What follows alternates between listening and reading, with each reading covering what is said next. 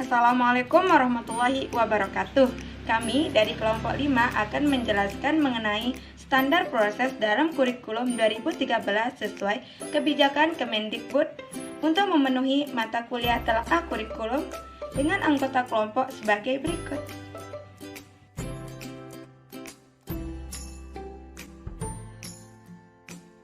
Baik, dalam materi kami kali ini, kalian akan mendapatkan 5 hal. Pertama, pengertian dan standar proses. Yang kedua, karakteristik pembelajaran. Yang ketiga, perencanaan pembelajaran. Yang keempat, pelaksanaan pembelajaran. Dan yang terakhir, penilaian proses atau hasil belajar. Selanjutnya, mari simak penjelasan dari kelompok kami. Baik, saya pemateri pertama akan menjelaskan tentang pengertian standar proses. Standar proses adalah kriteria mengenai pelaksanaan pembelajaran pada satuan pendidikan untuk mencapai standar kompetisi lulusan. Standar proses dikembangkan mengacu pada standar kompetisi lulusan dan standar isi yang telah ditetapkan sesuai dengan ketentuan dalam Peraturan Pemerintah Nomor 19 Tahun 2005 tentang Standar Nasional Pendidikan sebagaimana telah diubah dengan Peraturan Pemerintah Nomor 32 Tahun 2013 tentang perubahan atas Peraturan Pemerintah Nomor 19 Tahun 2005 tentang Standar Nasional Pendidikan. Proses pembelajaran pada satuan pendidikan diselenggarakan secara interaktif, inspiratif, menyenangkan, menantang, memotivasi peserta didik untuk berpartisipasi aktif, serta memberikan ruang yang cukup bagi prakarsa, kreativitas, dan kemandirian sesuai dengan bakat, minat, dan perkembangan fisik serta psikologis peserta didik. Untuk itu, setiap kesatuan pendidikan melakukan perencanaan pembelajaran, pelaksanaan proses pembelajaran, serta penilaian proses pembelajaran untuk meningkatkan efisiensi dan efektivitas ketercapaian kompetensi lulusan. Baik, saya sebagai pemateri kedua akan menjelaskan mengenai karakteristik pembelajaran. Karakteristik pembelajaran pada setiap satuan pendidikan terkait erat pada standar kompetisi lulusan dan standar isi. Standar kompetisi lulusan memberikan kerangka konseptual tentang sasaran pembelajaran yang harus dicapai. Standar isi memberikan kerangka konseptual tentang kegiatan belajar dan pembelajaran yang diurunkan untuk tingkat kompetensi dan ruang lingkup materi.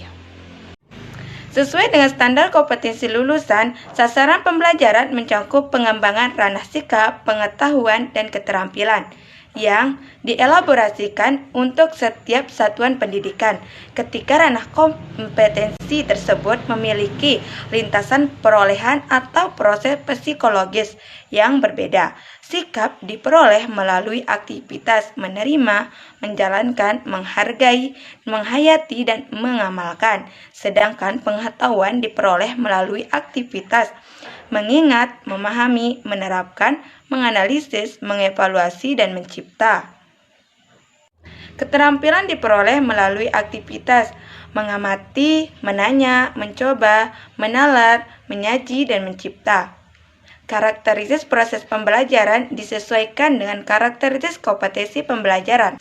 Misal seperti pembelajaran tematik terpadu di SD atau MI atau SD, LB atau paket A disesuaikan dengan tingkat perkembangan peserta didik. Baik, saya sebagai pemateri ketiga akan melanjutkan materi tentang perencanaan pembelajaran.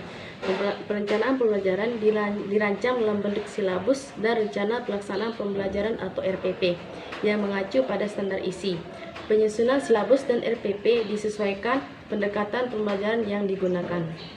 Pertama, silabus. Silabus adalah acuan penyusunan kerangka pembelajaran untuk setiap bahan kajian mata pelajaran.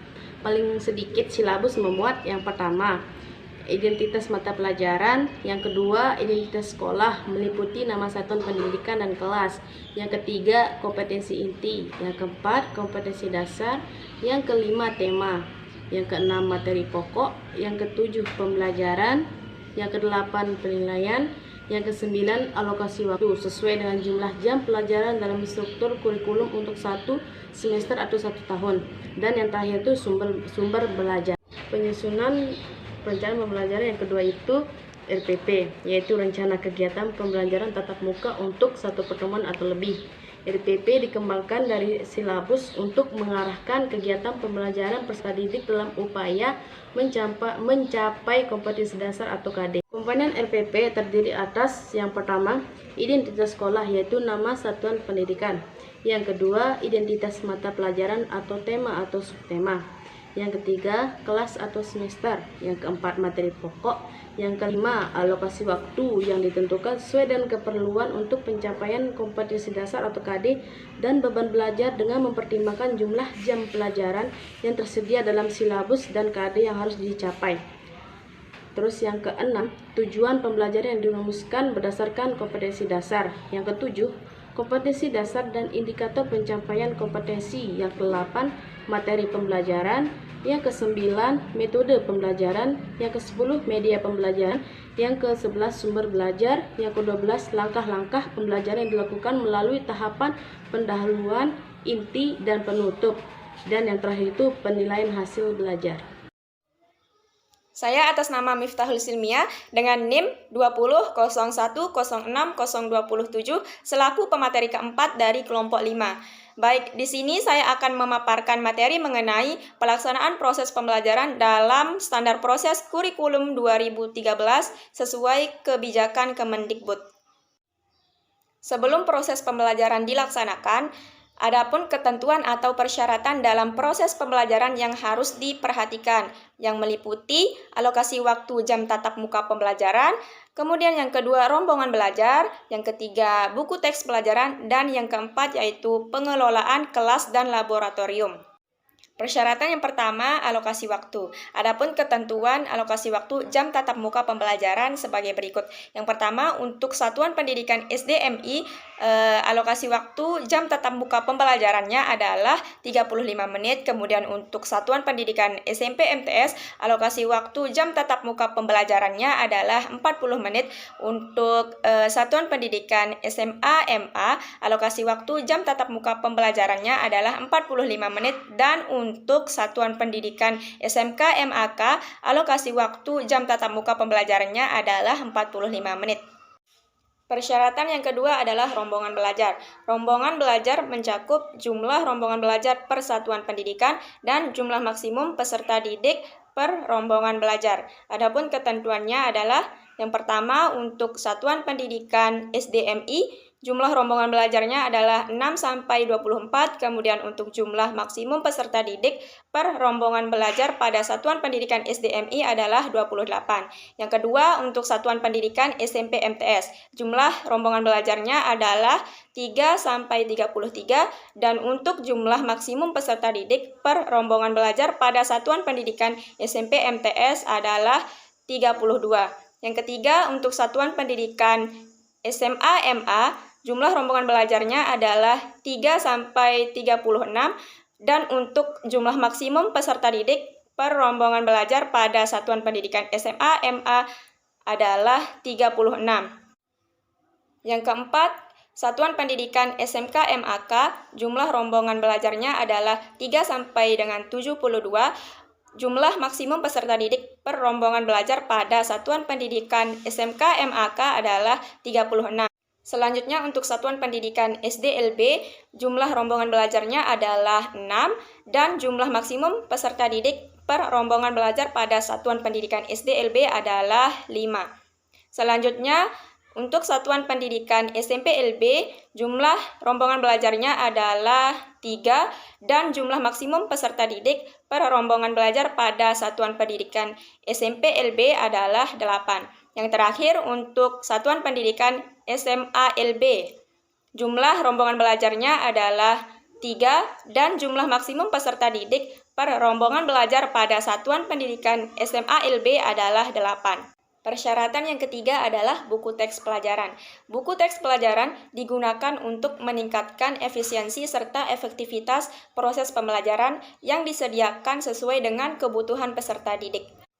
Di dalam buku teks pelajaran terdapat rincian materi-materi mata pelajaran yang dapat memudahkan pendidik atau pengajar dalam menyampaikan materi. Selain itu, materi yang ada di dalam buku teks pelajaran tersebut akan memudahkan siswa atau peserta didik dalam mempelajari ulang materi-materi yang telah disampaikan. Dengan demikian, buku teks pelajaran dapat dikatakan dapat menunjang efektivitas dan efisiensi proses pembelajaran. Persyaratan yang keempat adalah pengelolaan kelas dan laboratorium. Adapun ketentuannya sebagai berikut. Yang pertama, guru wajib menjadi teladan yang baik bagi peserta didik dalam menghayati serta mengamalkan ajaran agama yang dianutnya dan dapat mewujudkan kerukunan dalam kehidupan bersama. Yang kedua, guru wajib menjadi teladan yang baik bagi peserta didik dalam menghayati serta mengamalkan sikap jujur, disiplin, tanggung jawab, peduli, santun, responsif, dan proaktif, serta dapat menunjukkan sikap sebagai bagian dari solusi atas permasalahan dalam berinteraksi dengan lingkungan sosial dan alam, serta dapat menempatkan diri sebagai cerminan dalam pergaulan dunia. Yang ketiga, guru menyesuaikan pengaturan tempat duduk dan sumber daya lainnya. Yang keempat, volume dan intonasi suara guru dalam proses pembelajaran harus dapat didengar jelas oleh peserta didik.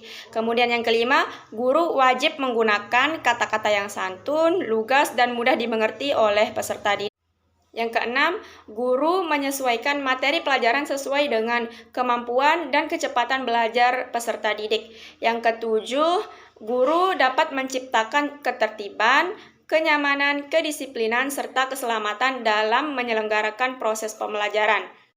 Yang kedelapan, guru memberikan penguatan serta umpan balik terhadap respon dan hasil belajar peserta didik selama proses pembelajaran berlangsung. Yang kesembilan, guru mendorong serta menghargai siswa untuk bertanya dan mengemukakan pendapat.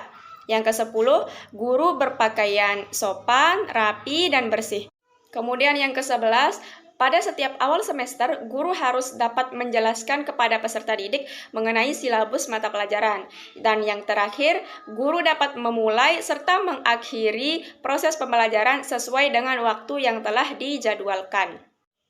Dari pemaparan keempat persyaratan proses pembelajaran tersebut dapat disimpulkan bahwa keempat persyaratan tersebut jika tidak diperhatikan, maka pelaksanaan pembelajaran pun tidak akan berjalan dengan baik. Karena pada dasarnya, keempat persyaratan tersebut merupakan penunjang dalam pelaksanaan proses pembelajaran. Jika keempat persyaratan dalam proses pembelajaran tersebut sudah diperhatikan, maka barulah dapat berlanjut ke pelaksanaan pembelajaran. Pelaksanaan pembelajaran merupakan bentuk implementasi dari RPP. Artinya, seluruh aspek dalam pelaksanaan pembelajaran diambil dari isi RPP yang sudah disusun. Atau dapat dikatakan bahwa RPP merupakan sumber atau referensi dalam pelaksanaan pembelajaran. Pelaksanaan pembelajaran meliputi 3 kegiatan atau 3 aspek. Yang pertama, kegiatan pendahuluan, yang kedua, kegiatan inti, dan yang terakhir yaitu kegiatan penutup.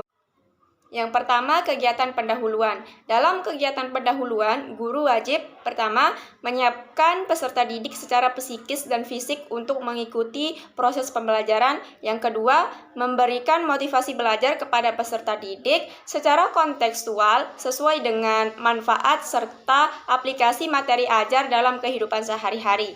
Yang ketiga, mengajukan pertanyaan-pertanyaan yang mengaitkan pengetahuan sebelumnya yang dikaitkan dengan materi yang akan dipelajari. Yang keempat, menjelaskan tujuan pembelajaran atau kompetensi dasar yang akan dicapai. Dan yang terakhir yaitu menjelaskan cakupan materi atau penjelasan mengenai uraian kegiatan sesuai dengan silabus. Dapat disimpulkan bahwa dalam kegiatan pendahuluan, guru menyampaikan cakupan materi secara umum atau dapat dikatakan sebagai pemanasan. Yang kedua, kegiatan inti. Kegiatan inti dapat dikatakan bahwa sudah mulai masuk ke dalam bahasan materi, sehingga dalam kegiatan inti menggunakan model pembelajaran, metode pembelajaran, media pembelajaran, dan sumber belajar yang disesuaikan dengan karakteristik peserta didik dan mata pelajaran. Dalam kegiatan inti terdapat 3 aspek yang perlu dikaji. Yang pertama, aspek sikap, yang kedua, pengetahuan, dan yang ketiga, keterampilan. Yang pertama, aspek sikap. Sesuai dengan karakteristik sikap, maka salah satu alternatif yang dipilih adalah proses afeksi, mulai dari menerima, menjalankan, menghargai, menghayati, hingga mengamalkan. Yang kedua, aspek pengetahuan. Aspek pengetahuan dapat dimiliki melalui aktivitas mengetahui, memahami, menerapkan, mengevaluasi, menganalisis, hingga mencipta. Dan yang ketiga, aspek keterampilan. Aspek keterampilan dapat diperoleh dari aktivitas mengamati, menanya, mencoba, menalar, menyaji, hingga mencipta. Yang ketiga, kegiatan penutup. Dalam kegiatan penutup, guru bersama dengan peserta didik, baik secara individual maupun secara kelompok, melakukan refleksi untuk mengevaluasi beberapa hal sebagai berikut. Yang pertama, seluruh rangkaian aktivitas pembelajaran dan hasil-hasil yang diperoleh untuk selanjutnya secara bersama menemukan manfaat dari hasil pembelajaran yang telah berlangsung. Yang kedua, memberikan umpan balik terhadap proses serta hasil pembelajaran.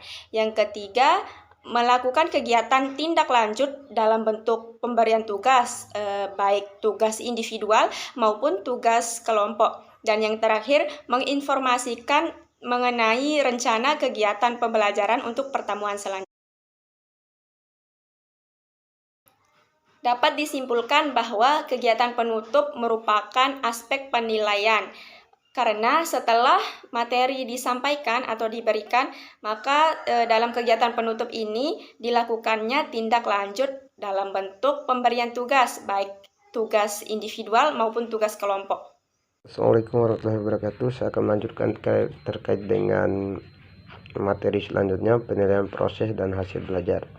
Penilaian proses pembelajaran menggunakan pendekatan penilaian authentic assessment yang menilai kesiapan peserta didik, proses dan hasil belajar secara utuh. Keterpaduan penilaian ketiga komponen tersebut akan menggambarkan kapasitas, gaya, dan perolehan belajar peserta didik yang mampu menghasilkan dampak instruksional pada aspek pengetahuan dan dampak pengiring pada aspek sikap. Hasil penilaian authentic digunakan guru untuk merencanakan program perbaikan pembelajaran, pengayaan, atau pelayanan konseling. Selain itu, hasil penilaian authentic digunakan sebagai bahan untuk memperbaiki proses pembelajaran sesuai dengan standar penilaian pendidikan evaluasi. Proses pembelajaran dilakukan saat proses pembelajaran dengan menggunakan alat, lembar pengamatan, angket, sebaya, rekaman, catatan, anekdot, dan refleksi. Evaluasi hasil pembelajaran dilakukan saat proses pembelajaran dan di akhir suatu pembelajaran dengan menggunakan metode dan alat, tes lisan, perbuatan, dan tes tulis. Hasil evaluasi akhir diperoleh dan gabungan evaluasi proses dan evaluasi hasil pembelajaran. Mungkin itu saja yang saya bisa. Baik, terima kasih buat kalian semua yang telah memperhatikan video kami. Kurang lebihnya, kami mohon maaf. Sekian dan wassalamualaikum warahmatullahi wabarakatuh.